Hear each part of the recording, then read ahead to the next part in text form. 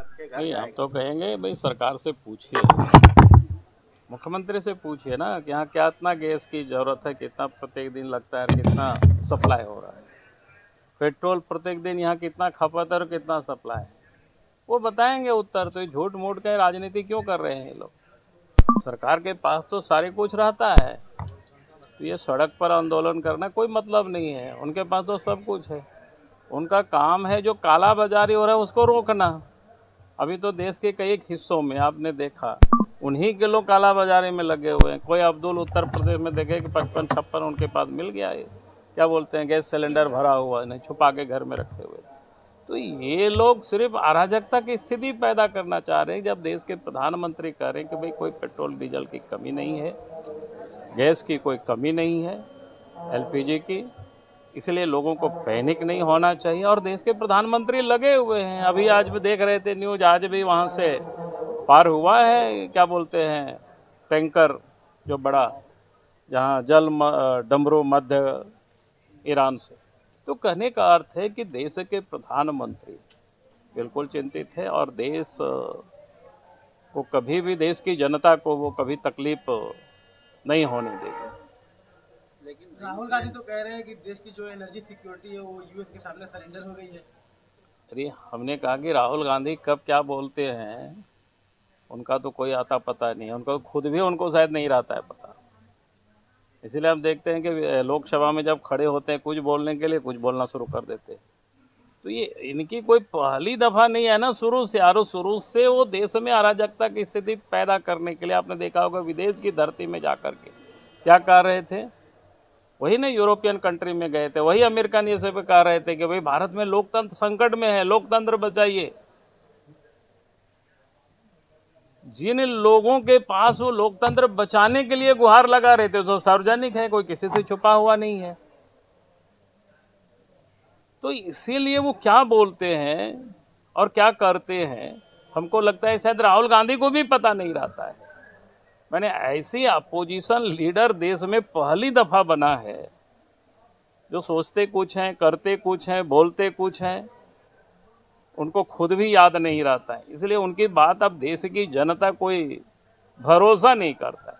इसलिए आप देखिए लगातार देश की जनता ने नरेंद्र मोदी जी को प्रधानमंत्री बना रहे हैं, वोट दे रहे हैं।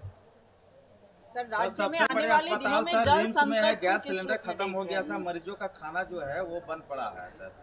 कोई खत्म नहीं हुआ, इनकी अव्यवस्था है। रिम्स में अव्यवस्था, तो एक अव्यवस्था रही तब ने आदमी बात करे, रिम्स में तो अव्यवस्था ही अव्यवस्था है। और मैं कहूँगा कि अभी हमको सवेरे आ रहे थे तो एक हमारे यहाँ से ही एक लड़का ने एक, क्या कहते हैं उसको, एम्बुलेंस का ये भेजा, वो जो इनका 800 है ना, आपको मैं दिखा, 108 है।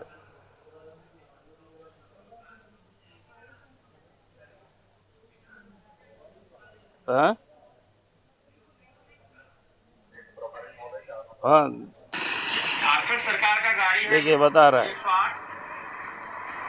झारखंड सरकार की गाड़ी 108।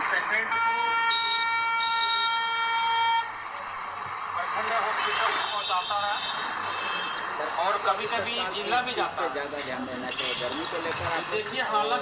अरे भाई अभी तो सुन लो ना, इनका अभी आप गैस की बता रहे, इनकी गाड़ी क्या हालत है वो बता रहा है, दिखा रहा है।